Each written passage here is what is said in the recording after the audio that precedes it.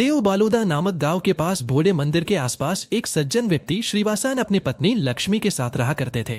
श्रीवासान एक सादेसुधा और ईमानदार व्यक्ति थे और उनकी पत्नी लक्ष्मी भी भले और सुघड़ स्वभाव की थी।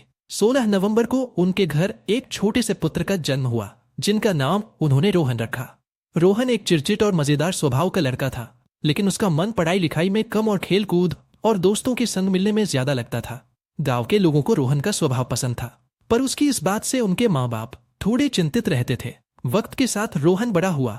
जब उसने अपनी पढ़ाई अधूरी छोड़ दी तो अपनी जिंदगी सुधारने के लिए उसने एक पुरानी बस खरीदी। उसने सोचा कि बस चलाकर वो अपना और अपने परिवार का गुजारा कर सकेगा।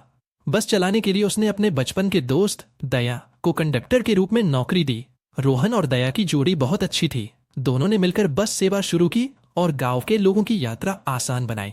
रोहन बस चलाता और दया सवारियों को बैठाता। दोनों की जोड़ी काम में इतनी अच्छी थी कि उनका धंधा धीरे धीरे चल पड़ा। इसी बीच एक दिन रोहन की मुलाकात स्वाति नाम की एक लड़की से हुई। स्वाति पढ़ाई लिखाई में बहुत अच्छी थी और एक अच्छे खानदान से आई थी। उसका स्वभाव शांत और विनम्र था, जो रोहन को प्रभावित कर गया। धीरे धीरे दोनों के बीच दोस्ती हुई और वह दोस्ती प्यार में बदल गई। कुछ समय बाद रोहन ने स्वाति से शादी कर ली। स्वाति का बचपन से ही एक सपना था, आईएएस ऑफिसर बनने का।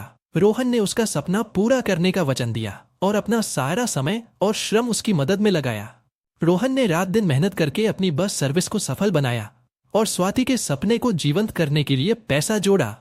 2 साल के कड़े मेहनत के बाद स्वाति ने आईएएस की तैयारी पूरी की और दिल्ली से आईएएस ऑफिसर बनकर वापस आई।